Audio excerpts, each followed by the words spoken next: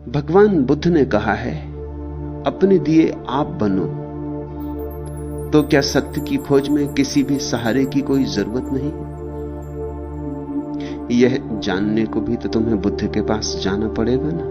अपने दिए आप बनो, इतनी ही जरूरत है गुरु की। गुरु तुम्हारी वैसाखी नहीं बनने वाला है। जो वैसाखी बन जाए तुम्हारी, वो तुम्हारा दुश्मन है, गुरु नहीं। क्योंकि जो वैसाखी बन जाए तुम्हारी, वो तुम्हें सदा के लिए लंगड़ा कर देगा। और अगर वैसाखी पर तुम निर्भर रहने लगे तो तुम अपने पैरों को कब खोजोगे, अपनी गति कब खोजोगे, अपनी ऊर्जा कब खोजोगे? जो तुम्हारे लिए हाथ पकड़ के चलाने लगे, वो गुरु तुम्हें अंधा रखेगा। जो कहे मेरा तो दिया जला है, तुम्हें दिया जलाने की क्या जरूरत, देख लो मेरी रोशनी में, चले आओ मेरे साथ, उस पर भरोसा मत करना, क्योंकि आज नहीं कल रास्ते अलग हो जाएंगे। कब रास्ते अलग हो जाएंगे कोई भी नहीं जानता। कब मौत आके बीच में दीवार बन जाएगी कोई भी नहीं जानता। तब तुम एकदम घुप अंधेरे में छूट जाओगे। गुरु की रोशनी को अपनी रोशनी मत समझ लेना, ऐसी भूल अक्सर हो जाती है। सूफियों की कहानी कि दो आदमी एक रास्ते पर चल रहे हैं। एक आदमी के हाथ में लालटेन और एक आदमी के हाथ में कोई लालटेन नहीं। कोई घंटों तक भी दोनों साथ साथ चलते रहे। आधी रात हो गई, मगर जिसके हाथ में लालटेन नहीं, उसे इस बात का ख्याल भी पैदा नहीं होता कि मेरे हाथ में लालटेन नहीं। जरूरत क्या? दूसरे आदमी के हाथ में लालटेन है और रोशनी पड़ रही, और जितना जिसके हाथ में लालटेन हो उसको रोशनी मिल रही है, उतनी उसको भी मिल रही जिसके हाथ में लालटेन नहीं। दोनों मजे से गपशप करते चले जाते। फिर वो जगह आ गई जहां लालटेन वाले ने कहा, मेरा रास्ता तुमसे अलग होता है, अलविदा। फिर घुप अंधेरा हो गया। आज नहीं कल गुरु से विदा हो जाना पड़ेगा, या गुरु विदा हो जाएगा। सद्गुरु वही है जो विदा होने के पहले तुम्हारा दिया जलाने के लिए तुम्हें सचेत करे। इसलिए बुद्ध ने कहा है, अपो दीपो भव, अपने दिए खुद बनो। ये भी जिंदगी भर कहा, लेकिन नहीं सुना लोगों ने। जिन्होंने सुन लिया उन्होंने तो अपने दिए जला लिए, लेकिन कुछ इसी मस्ती में रह के करना क्या है। बुद्ध तो है। आनंद से कही है ये बात उन्होंने। आनंद भी उन्हीं नासमझों में एक था जो बुद्ध की रोशनी में 40 साल तक चलता रहा। स्वभावतः 40 साल तक रोशनी मिलती रहे तो लोग भूल ही जाएंगे कि अपने पास रोशनी नहीं है, कि हम अंधे। 40 साल तक किसी जागे का साथ मिलता रहे तो स्वभावतः भूल हो जाएगी। लोग ये भरोसा ही कर लेंगे कि हम भी पहुंच ही गए। रोशनी तो सदा रहती, भूल चूक होती नहीं, भटकते नहीं, गड्ढों में गिरते नहीं। और आनंद बुद्ध के सर्वाधिक निकट रहा। 40 साल छाया की तरह साथ रहा, सुबह सांझ रात दिन। 40 साल में एक दिन भी बुद्ध को छोड़कर नहीं गया। बुद्ध भीख मांगने जाएं तो आनंद साथ जाएगा, बुद्ध सोए तो आनंद साथ सोएगा, बुद्ध उठे तो आनंद साथ उठेगा। आनंद बिल्कुल छाया था, भूल ही गया होगा, उसको हम क्षमा कर सकते हैं। 40 साल रोशनी ही रोशनी, उठते बैठते रोशनी, जागते सोते रोशनी, भूल ही गया होगा। फिर बुद्ध का अंतिम दिन आ गया, रास्ते अलग हुए और बुद्ध ने कहा कि अब मेरी आखिरी घड़ी आ गई, अब मैं विदा लूंगा। भिक्षुओं, किसी को कुछ पूछना हो तो पूछ लो, बस आज मैं आखिरी सांस लूंगा। जिन्होंने अपने दिए जला लिए थे वे तो शांत अपने दिए जलाए बैठे रहे, परम अनुग्रह से भरे हुए। न मिलता बुद्ध का साथ तो शायद हमें याद भी ना आती कि हमारे भीतर दिए के जलने की संभावना है। न मिलता बुद्ध का साथ, न बुद्ध हमें चोट करते रहते बार बार कि जागो जागो, जलाओ अपना दिया, तो शायद हमें पता भी होता शास्त्र से पढ़ के कि हमारे भीतर दिए की जलने की संभावना है, तो भी हमने न जलाया होता। हमें यह भी पता होता कि संभावना है, जल भी सकता है, तो विधि मालूम नहीं थी। आखिर दिया बनाना हो तो विधि भी तो आनी चाहिए, बाती बनानी आनी चाहिए, तेल भरना आना चाहिए, फिर दिया ऐसा होना चाहिए कि तेल बहना जाए, फिर दिए को संभाल भी करनी होती, नहीं तो कभी बाती तेल में ही गिर जाएगी और दिया बुझ जाएगा। वो साज संभाल भी आनी चाहिए, विधि भी आनी चाहिए, फिर चकमक पत्थर भी खोजने चाहिए, फिर आग पैदा करने की कला भी होनी चाहिए। तो अनुग्रह से भरे थे जिन्होंने पा लिया था, वे तो शांत चुपचाप बैठे रहे, गहन आनंद में, गहन अहोभाव में। आनंद धाड़ मार कर रोने लगा। उसने कहा, ये आप क्या कह रहे हैं, ये कहो ही मत, मेरा क्या होगा। आ गया रास्ता अलग होने का क्षण। आज उसे पता चला कि 40 साल मैं तो अंधा ही था, ये रोशनी उधार थी, ये रोशनी किसी और की थी। और ये विदाई का क्षण आ गया, और विदाई का क्षण आज नहीं कल देर अबेर आएगा ही। तब बुद्ध ने कहा था, आनंद कितनी बार मैंने तुझसे कहा, अब दीपो भव, अपना दिया बन। तू सुनता नहीं, अब तू समझ। 40 साल निरंतर कहने पर तूने नहीं सुना, इसलिए रोना पड़ रहा है। देख उनको जिन्होंने सुना, वो दिया बने शांत अपनी जगह बैठे। बुद्ध के जाने से एक तरह का संवेग है। इस अपूर्व मनुष्य के साथ इतने दिन रहने का मौका मिला, आज अलग होने का क्षण आया तो एक तरह की उदासी है, मगर धाड़ मार के नहीं रो रहे, क्योंकि ये डर नहीं है कि अंधेरा हो जाएगा। अपना अपना दिया उन्होंने जला लिया है। तुम पूछते हो, भगवान बुद्ध ने कहा है अपने दिए आप बनो, तो क्या सत्य की खोज में किसी भी सहारे की कोई जरूरत नहीं है? ये जरा नाजुक सवाल है। नाजुक इसलिए कि एक अर्थ में जरूरत है और एक अर्थ में जरूरत नहीं। इस अर्थ में जरूरत है कि तुम अपने से तो शायद जाग ही ना सकोगे, तुम्हारी नींद बड़ी गहरी, कोई तुम्हें जगाए। लेकिन इस अर्थ में जरूरत नहीं है कि किसी दूसरे के जगाने से ही तुम जाग जाओगे। जब तक तुम ही ना जागना चाहो, कोई तुम्हें जगा ना सकेगा। और अगर तुम जागना चाहो तो बिना किसी के जगाए भी जाग सकते हो, यह संभावना है। बिना गुरु के भी लोग पहुंचे, मगर इसको जड़ सिद्धांत मत बना लेना कि बिना गुरु के कोई पहुंच गया तो तुम भी पहुंच जाओगे। मेरे पास लोग आ जाते, वो कहते हैं आपसे एक सलाह लेनी, अगर गुरु ना बनाए तो हम पहुंच सकेंगे कि नहीं। मैंने कहा कि तुम इतनी ही बात खुद नहीं सोच सकते, इसके लिए भी तुम मेरे पास आए। तुमने गुरु तो बना ही लिया। गुरु का मतलब क्या होता है? किसी और से पूछने का ये भी तुम खुद न खोज पाए। मुझसे लोग आके पूछते हैं कि आपका गुरु कौन था?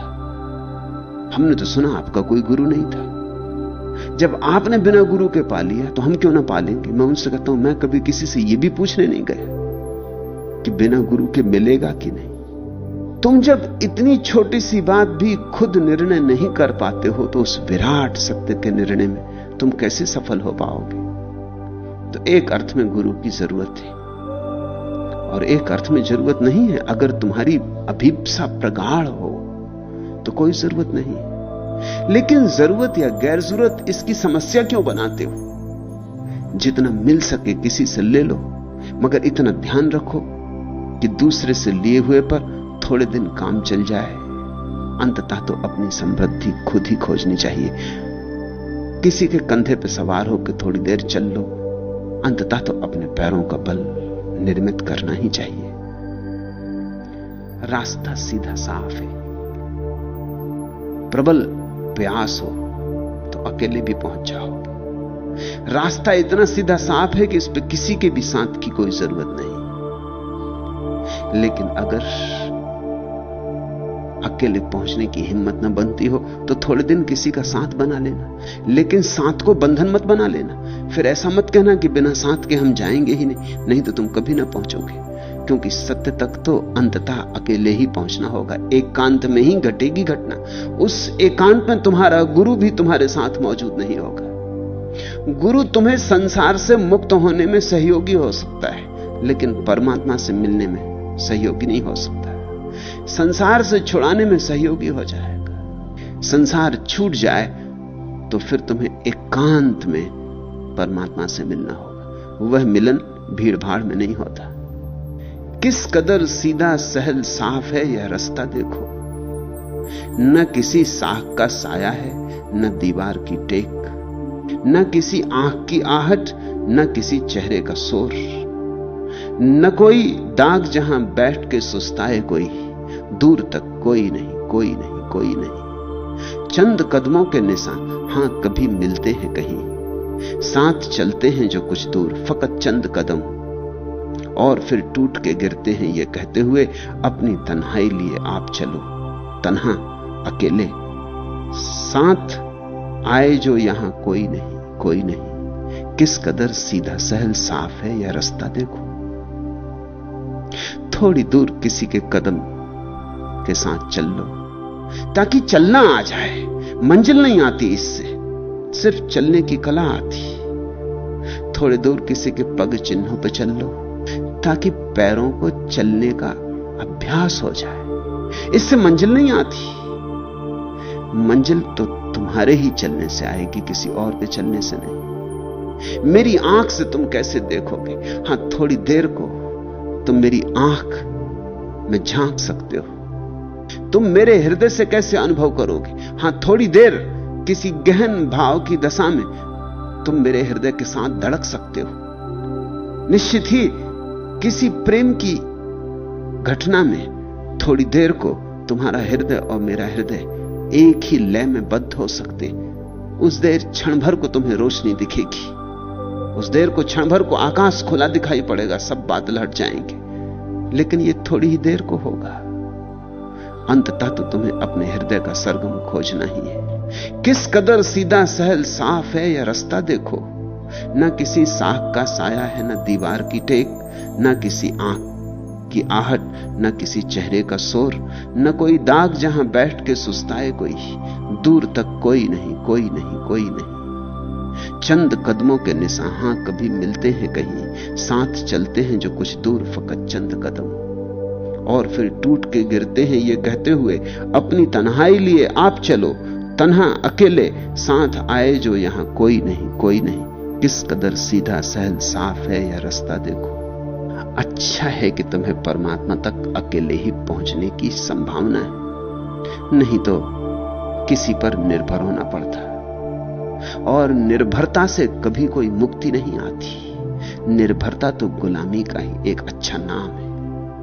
निर्भरता तो दास्ता ही है, वो दास्ता की ही दास्तान है, नए ढंग से लिखी गई, नए लफ्जों में, नए शब्दों में, नए रूप रंग से, लेकिन बात वही है। इसलिए कोई सद्गुरु तुम्हें गुलाम नहीं बनाता, और जो गुलाम बना ले वहां से भाग जाना, वहां क्षण भर मत रुकना, वहां रुकना खतरनाक है। जो तुम्हें कहे कि मेरे बिना तुम्हारा कुछ भी नहीं होगा, जो कहे मेरे बिना तुम कभी नहीं पहुंच सकोगे, जो कहे मेरे पीछे ही चलते रहना तो ही परमात्मा मिलेगा, नहीं तो चूक जाओगे, ऐसा जो कोई कहता हो उससे बचना। उसे स्वयं भी अभी नहीं मिला है, क्योंकि यदि उसे स्वयं मिला होता तो एक बात उसे साफ हो गई होती कि परमात्मा जब मिलता है एकांत में मिलता, वहां कोई नहीं होता, कोई दूसरा नहीं होता। उसे परमात्मा तो मिला ही नहीं है, उसने लोगों के शोषण करने का नया ढंग, नई तरकीब ईजाद कर ली। उसने एक जाल ईजाद कर लिया है जिसमें दूसरों की गर्दनें फंस जाएंगी। ऐसा आदमी धार्मिक नहीं है, राजनीतिक है। ऐसा आदमी गुरु नहीं है, नेता है। ऐसा आदमी भीड़ भाड़ को अपने पीछे खड़े करके अहंकार का रस लेना चाहता है। इस आदमी से सावधान रहना, इस आदमी से दूर दूर, इस आदमी के पास मत आना। जो तुमसे कहे कि मेरे बिना परमात्मा नहीं मिलेगा, वो महान से महान असत्य बोल रहा है, क्योंकि परमात्मा उतना ही तुम्हारा है जितना उसका। हां, यह हो सकता है कि तुम जरा लड़खड़ाते हो, वो कम लड़खड़ाता है, या उसकी लड़खड़ाहट मिट गई और वो तुम्हें चलने का ढंग, शैली सिखा सकता है। हां, यह हो सकता है कि उसे तैरना आ गया और तुम उसे देख के तैरना सीख ले सकते हो, लेकिन उसके कंधों का सहारा मत लेना, अन्यथा दूसरा किनारा कभी ना आएगा। उसके कंधों पर निर्भर मत हो जाना, नहीं तो वही तुम्हारे बर्बादी का कारण होगा। इसी तरह तो यह देश बर्बाद हुआ। यहां मिथ्या गुरुओं ने लोगों को गुलाम बना लिया। इस मुल्क को गुलामी की आदत पड़ गई, इस मुल्क को निर्भर रहने की आदत पड़ गई। ये जो 1000 साल इस देश में गुलामी आई, इसके पीछे और कोई कारण नहीं। इसके पीछे न तो मुसलमान हैं, न मुगल हैं, न तुर्क हैं, न हूण हैं, न अंग्रेज हैं। इसके पीछे तुम्हारे मिथ्या गुरुओं का जाल है। मिथ्या गुरुओं ने तुम्हें सदियों से यह सिखाया है निर्भर होना। उन्होंने इतना निर्भर होना सिखा दिया कि जब कोई राजनीतिक रूप से भी तुम्हारी छाती पर सवार हो गया, तुम उसी पर निर्भर हो गए। तुम उसी के जी हजूर, उसी को कहने लगे। तुम उसी के सामने सिर झुका के खड़े हो गए। तुम्हें आजादी का रस ही नहीं लगा, स्वाद ही नहीं लगा। अगर कोई मुझसे पूछे तो तुम्हारी गुलामी की कहानी के पीछे तुम्हारे गुरुओं का हाथ है। उन्होंने तुम्हें मुक्ति नहीं सिखाई, स्वतंत्रता नहीं सिखाई। काश बुद्ध जैसे गुरुओं की तुमने सुनी होती तो इस देश में गुलामी का कोई कारण नहीं था। काश तुमने व्यक्तित्व सीखा होता, निजता सीखी होती। काश तुमने यह सीखा होता कि मुझे मुझ ही होना है, मुझे किसी दूसरे की प्रतिलिपि नहीं होना है और मुझे अपना दिया खुद बनना है। तो तुम बाहर के जगत में भी पैर जमा के खड़े होते। यह अपमानजनक बात न घटती कि 40 करोड़ का मुल्क मुट्ठी भर लोगों का गुलाम हो जाए। कोई भी आ जाए और यह मुल्क गुलाम हो जाए। जरूर इस मुल्क की आत्मा में गुलामी की गहरी छाप पड़ गई। किसने डाली यह छाप? किसने यह जहर तुम्हारे खून में घोला? किसने विषाक्त की तुम्हारी आत्मा? किसने तुम्हें अंधेरे में रहने के लिए विधियां सिखाई? तुम्हारे तथाकथित गुरुओं ने। वे गुरु नहीं थे। गुरु तो बुद्ध जैसे व्यक्ति ही होते जो कहते हैं अप्पु दीपो भव। एकांत में ही बजेगा अंतिम संगीत, एकांत में ही उतरेगी समाधि, एकांत में ही होगा मिलन। मुझसे एक नज्म का वादा है मिलेगी मुझको, डूबती नब्जों में जब दर्द को नींद आने लगे।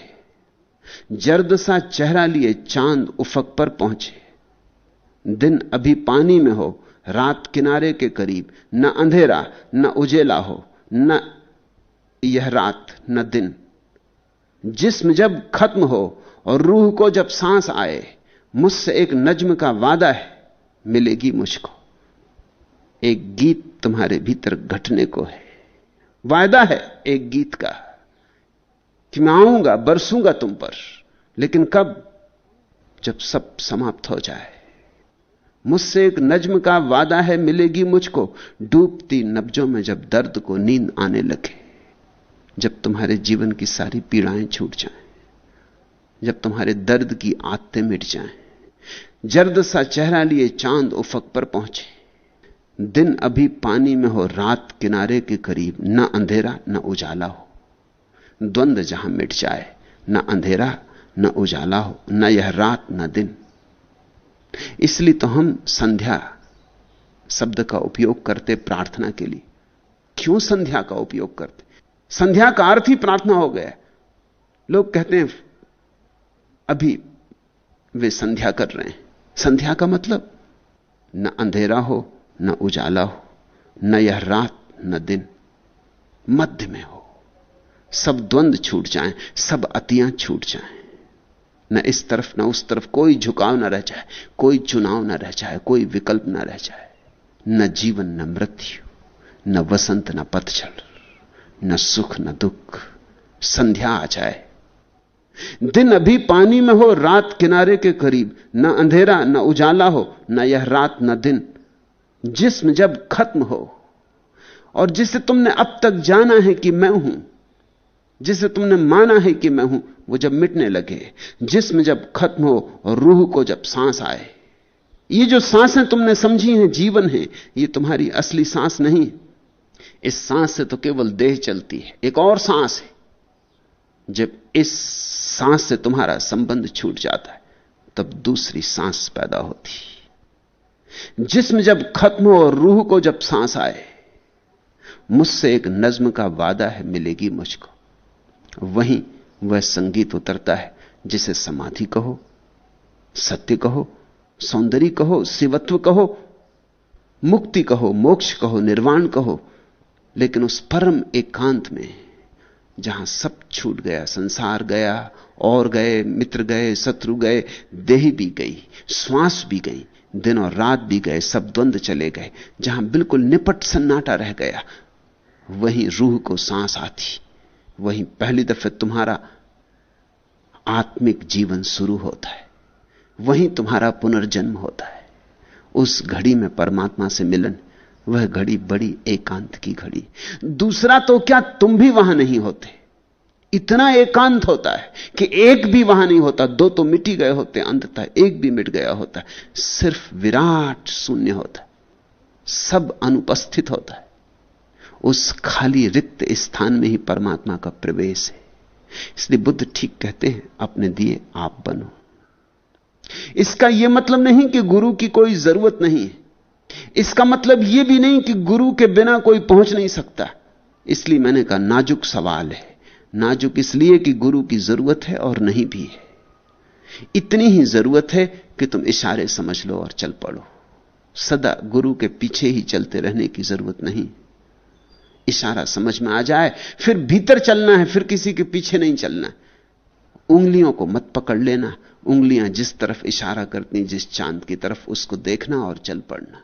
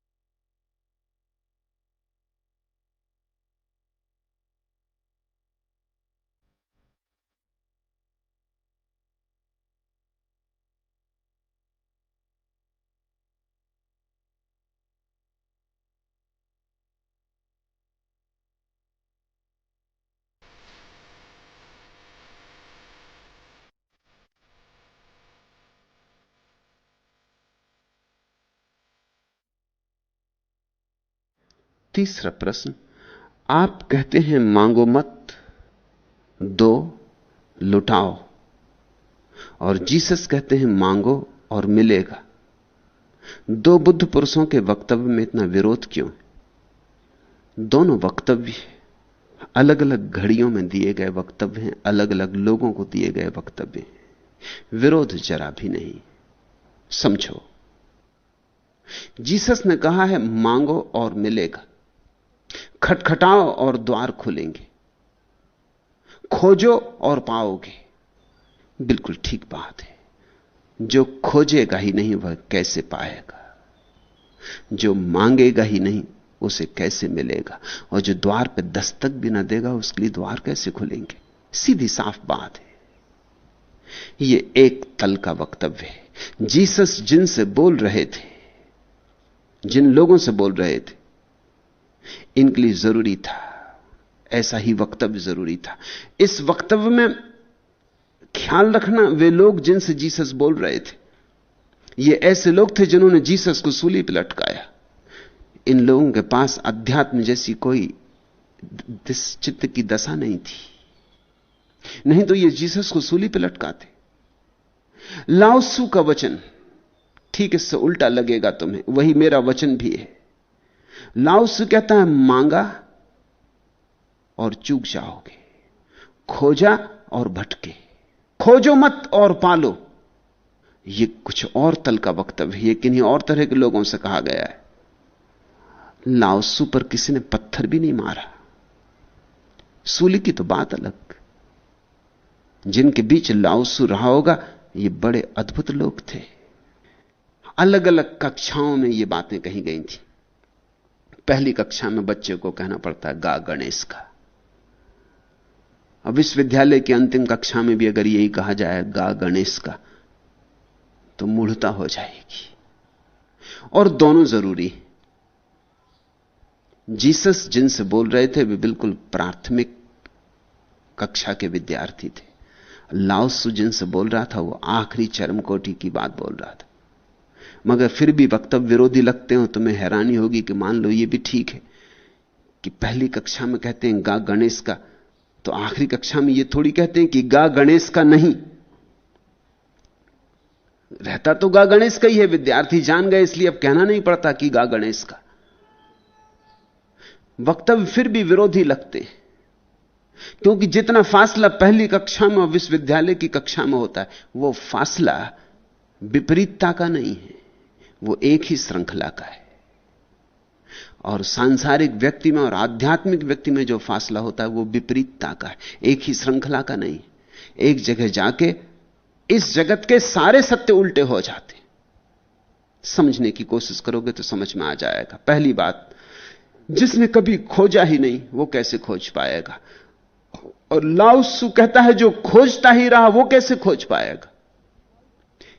एक जगह आनी चाहिए जहां खोज भी छूट जाए, नहीं तो खोज की ही चिंता, खोज का ही आपाधापी, खोज की भागदौड़ मन को घेरे रहेगी। एक आदमी भागा चला जा रहा है, वो कहता है मंजिल पे जाना है, भागूंगा नहीं तो कैसे पहुंचूंगा। फिर ये मंजिल पे पहुंच के भी भागता रहे तो ये कैसे पहुंचेगा? तो इस आदमी को हमें उल्टी बातें कहनी पड़ेंगी। इससे कहना पड़ेगा जब मंजिल से दूर हो तो मंजिल की तरफ भागो, और जब मंजिल करीब आने लगे तो दौड़ कम करने लगो, और जब मंजिल बिल्कुल आ जाए तो रुक जाओ। अगर मंजिल पे आके भी भागते रहे तो चूक जाओगे। एक दिन भागना पड़ता है और एक दिन रुकना भी पड़ता है, एक दिन चलना पड़ता है और एक दिन ठहरना भी पड़ता है। इनमें विपरीतता नहीं है। एक दिन श्रम करो, प्रयास करो, योग साधो, और फिर एक दिन सब साधना को भी पानी में बहा दो और खाली बैठे रह, तो ही पहुंचोगे। नहीं तो अक्सर यह हो जाता है कि परमात्मा को पाने की दौड़ में तुम्हारा चित्त नया संसार बना लेता है। फिर चित्त के भीतर हजार तरह के विचार उठने लगते, तरंगें उठने लगती। दुकान की तरंगें हैं, मंदिर की भी तरंगें हैं, संसार की तरंगें हैं, और फिर निर्वाण की भी तरंगें हैं। लेकिन तरंगों से तो मुक्त हो जाओगे तभी मिलेगा ना निर्वाण। निर्वाण का अर्थ निस्तरंग हो जाना। निर्वाण का अर्थ निर्वाण पाने का विचार भी ना रह जाए।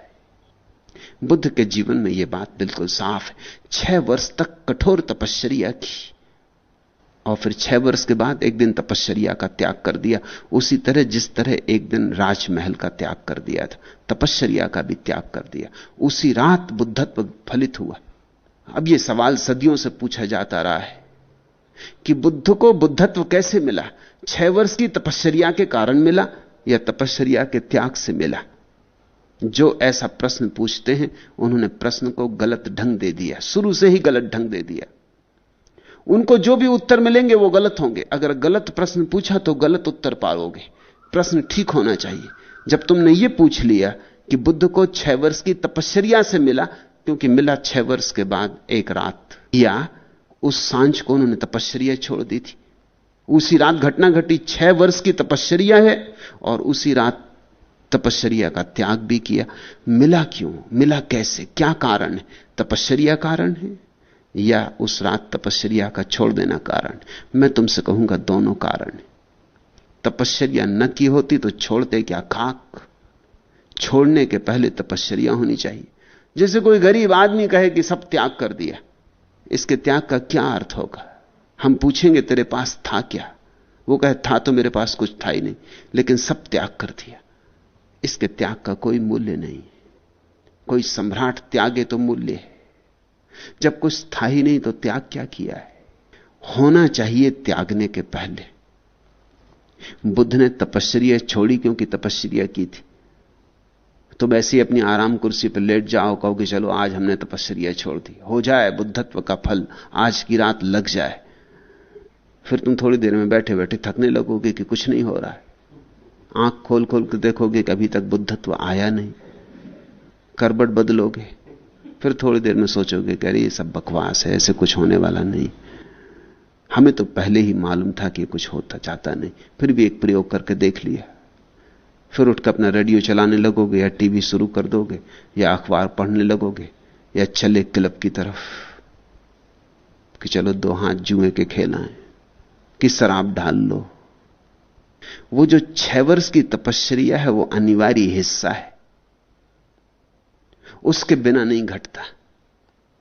और मैं तुम्हें यह भी याद दिला दूं, अगर बुद्ध उसी तपश्चर्या में लगे रहते 60 साल तक तो भी नहीं घटता। एक चरम सीमा आ जाती करने की, जहां करने की चरम सीमा आ गई वहां करने को भी छोड़ देना जरूरी है। पहले कर्म को चरम सीमा तक ले आना है, 100 डिग्री पर उबलने लगे कर्म, फिर कर्ता के भाव को भी विदा कर देना है। ये दोनों बातें सच हैं। राबिया के घर एक सूफी फकीर हसन ठहरा हुआ था। वो रोज सुबह प्रार्थना करता था। उसने सुना होगा जीसस का वचन कि खटखटाओ और द्वार तुम्हारे लिए खोल दिए जाएंगे। Ask and it shall be given, seek and you will find, knock and the door shall be opened unto you. उसने ये वचन सुने होंगे, ये वचन उसे बहुत जच गए थे, उसने इनकी प्रार्थना बना ली थी। वो रोज सुबह हाथ जोड़ के कहता काबा की तरफ, हे प्रभु कितनी देर से खटखटा रहा हूं, दरवाजा खोलिए। कितनी देर हो गई खटखटाते खटखटाते, कब दरवाजा खुलेगा? अपना वचन याद करो कि खटखटाओगे और दरवाजा खुलेगा। और मैं खटखटाए जा रहा हूं और मैं खटखटाए जा रहा हूं, दरवाजा खुलता नहीं। राबिया ने 1 दिन सुना, 2 दिन सुना, 3 दिन सुना। राबिया बड़ी अद्भुत औरत थी। थोड़ी ही स्त्रियां दुनिया में हुई हैं राबिया की कोटि की। मीरा, सहजो, दया, लल्ला, बहुत थोड़ी सी स्त्रियां उंगलियों पर गिनी जा सके। राबिया उसी कोटि की स्त्री है जिस कोटि के बुद्ध, जिस कोटि के महावीर, जिस कोटि के कृष्ण, क्राइस्ट। एक दिन सुबह फिर हसन वही कर रहा था, हाथ फैलाए हुए, आंसू बह जा रहे हैं आंखों से। वो कह रहा है आप खोलो प्रभु, कब से खटखटा रहा हूं। राबिया पीछे से आई, उसका सिर झंझोड़ के बोली कि बंद कर बकवास, दरवाजे खुले हैं, तू खटखटा क्यों रहा है? दरवाजे कभी बंद ही नहीं थे ना समझ। दरवाजे सदा से खुले, उसके दरवाजे बंद कैसे हो सकते? तूने ये कहां की बकवास लगा रखी? तू जिंदगी भर यही बकता रहेगा और दरवाजा खुला है। अब परमात्मा भी क्या करे, वो भी अचकचा के बैठा होगा कि करना क्या, दरवाजा खुला है, अब और क्या खोलना है। और ये सज्जन यही कहे जा रहे हैं कि दरवाजा खोलो, खटखटा रहा हूं, दरवाजा खोलो। राबिया ने दूसरा सत्य कहा। राबिया ये कह रही बहुत खटखटा चुका, अब खटखटाना छोड़, जरा खटखटाना छोड़ के आंख खोल। तू खटखटाने में ही उलझा है और दरवाजा खुला है। अब तू जरा आंख खोल, खटखटाने की उलझन से मुक्त हो, छोड़ यत्न और देख क्या है। जो है वही मुक्तिदायी है। इसलिए एक दिन श्रम करना पड़ता और एक दिन श्रम छोड़ना पड़ता है। ऐसा समझो, मैंने सुनी एक कहानी कि कुछ लोग अमृतसर से ट्रेन में सवार हुए, हरिद्वार जा रहे थे। एक आदमी जो उस झुंड में हरिद्वार जा रहा था तीर्थ यात्रा को, बड़ा दार्शनिक था, बड़ा तार्किक था। भीड़ भाड़ बहुत थी, मेले के दिन होंगे, ट्रेन लदी थी, लोग सब तरफ भरे थे, ऊपर भी चढ़े थे, दरवाजों पर अटके थे, खिड़कियों से लोग भीतर घुसने की कोशिश में लगे थे। उस दार्शनिक को भी उसके साथ ही खींच रहे थे। वो ये कहता था भाई मेरी बात तो सुनो, इसमें से फिर उतरना तो नहीं पड़ेगा, इतनी मेहनत से चढ़े और फिर उतरना पड़े तो सार क्या। मित्रों ने कहा तुम्हारा दर्शन बाद में, अभी गाड़ी छूटने का वक्त हुआ जा रहा, सीटी बजी जा रही। उन्होंने खींच खांच के उसको, वो पूछते ही जा रहा है कि मैं एक बात पूछना चाहता हूं, मुझे खींचो मत, इसमें से उतरना तो नहीं पड़ेगा। क्योंकि अगर उतरना ही हो तो इतनी फजीहत क्या करवानी, तो हम पहले ही से अपने प्लेटफॉर्म पर खड़े। मगर उन्होंने नहीं सुना, उन्होंने खींच खांच लिया कि ये बकवास में समय गंवा देगा। उसको खींच के अंदर कर लिया, उसका कमीज भी फट गया और हाथ की चमड़ी भी छिल गई। और पंजाबी अब जानते हैं आप, खींचातानी करें, अभी कोई गुजरात थोड़ी के अमृतसर, उन्होंने ठीक से खींचातानी की होगी, खींचतास को भीतर अंदर कर लिया। वो चिल्लाता भी रहा, उसने उनकी फिक्र ही नहीं की। पंजाबी और दर्शन शास्त्र की फिक्र करें, बिल्कुल ही गलत बात है। और ज्यादा बकवास की होगी तो 2-4 हाथ लगा के उसको चुप कर दिया होगा कि चुप बैठ। फिर हरिद्वार आया। अब वो दार्शनिक उतरे नहीं, आखिर वो भी पंजाबी है। उसने कहा जब एक दफा चढ़ गए तो चढ़ गए, अब उतरना क्या? मैंने पहले ही कहा था कि मुझे चढ़ाओ मत अगर उतारना हो। अब वो फिर खींच रहे हैं, भाई हद हो गई। अब हरिद्वार आ गया। पर उसकी बात का अर्थ ये है, वो ये कह रहा है कि जब उतरना ही है तो फिर चढ़ना क्या, जब चढ़ ही गए तो फिर उतरना क्या। वो शुद्ध तर्क की बात कह रहा है। ऐसा ही तुम जब मुझसे पूछते हो कि जीसस और मेरे वक्तव्य में विरोधाभास है, तो तुम भी वही तर्क की बात कर रहे हो। एक दिन चढ़ना पड़ता है ट्रेन में, एक दिन उतरना पड़ता है, इनमें विरोध नहीं। एक बार सीढ़ी पर चढ़ना पड़ता है, फिर सीढ़ी से उतरना भी पड़ता है। तुम छत की तरफ जा रहे हो, मैं तुमसे कहता हूं सीढ़ियां चढ़ो। सीढ़ियों से तुम पूछते हो सीढ़ियों से चढ़ने से हम छत पे पहुंच जाएंगे, मैं कहता हूं जरूर पहुंच जाओ। फिर तुम आखिरी पायदान पे पहुंच के खड़े हो गए, तुम कहते अभी तक हम छत पे नहीं पहुंचे। आखिरी पायदान पे भी छत नहीं है, यह बात सच है। जैसे छत पहले पायदान पे नहीं है, वैसे ही आखिरी पायदान पे भी छत नहीं है। अभी तुम्हें आखिरी पायदान छोड़ना पड़ेगा, तब तुम छत पे प्रवेश कर पाओगे। लेकिन तुम कहते तो फिर चढ़ाया ही क्यों? ये 100 सीढ़ियां चढ़ के अब किसी तरह बामुश्किल तो हाँपता हुआ पहुंचा, अब आप कहते छोड़ो। इतनी मेहनत से तो चढ़ा, अब कहते छोड़ो। ये तो आप बड़ी विरोधाभासी बात कह रहे हैं। पहली सीढ़ी पे कहा था चढ़ो। जीसस पहली सीढ़ी पर बोल रहे थे, क्योंकि जीसस इस देश से आके संदेश लेके गए। जीसस की उम्र के 30 वर्ष सत्य की खोज में लगे। इजिप्त और भारत और तिब्बत, इन सारे देशों में उन्होंने भ्रमण किया। उस समय बुद्ध धर्म अपनी प्रखरता में था। नालंदा जीवंत विश्वविद्यालय था। बहुत संभावना है कि जीसस नालंदा में आकर रहे। उन्होंने यहां के परम सत्य पहचाने, समझे, सीखे। यही तो अड़चन हो गई। इसलिए तो वो कुछ ऐसी बातें कहने लगे जो यहूदियों को बिल्कुल न जची, क्योंकि यहूदी शास्त्रों से उनका मेल नहीं था। जीसस कुछ ऐसी बातें ले आए जो विदेशी थीं यहूदी विचार चिंतन धारा के संदर्भ में। यहूदियों को बात जची नहीं। यहूदी एक ढंग से सोचते थे। अगर जीसस ने उसी ढंग की ही बात कही होती, उसी सिलसिले में कही होती, तो यहूदियों ने उन्हें एक पैगंबर माना होता। उनको सूली देनी पड़ी, क्योंकि वो कुछ ऐसी बातें ले आए जो यहूदी कानों के लिए बिल्कुल अपरिचित थी। खास संदेश जो लेके आए थे जीसस, वो था संदेश बुद्ध के ध्यान का, जागो। इसलिए जीसस बार बार 1000 बार दोहराते हैं बाइबल में, अवेक, बिवेयर, वेकअप, जागो, उठो, होश संभालो, सावधान हो जाओ, चेतो। मगर ये बातें इस देश में तो समझ में आ सकती थी, क्योंकि बुद्ध के पहले और हजारों बुद्धों की परंपरा इस देश में। बुद्ध कुछ नए नहीं। बुद्ध एक बड़ी लंबी धारा के हिस्से, एक श्रृंखला के हिस्से, एक कड़ी। उनके पहले और बहुत बुद्ध हुए। यह भाषा यहां परिचित थी। यही भाषा जाके यहूदियों के बीच बिल्कुल अपरिचित हो गई। तुम चकित हो गई ये जान के कि जॉन द बैप्टिस्ट, जिसने जीसस को दीक्षा दी थी, जिसके शिष्य थे जीसस, वो जेल खाने में पड़ा था। और जब जीसस की शिक्षाएं शुरू हुई और जेल खाने तक जॉन द बैप्टिस्ट को खबरें पहुंची, तो उसे भी संदेह हुआ कि यह आदमी क्या बातें कर रहा है, किस तरह की बातें कर रहा है।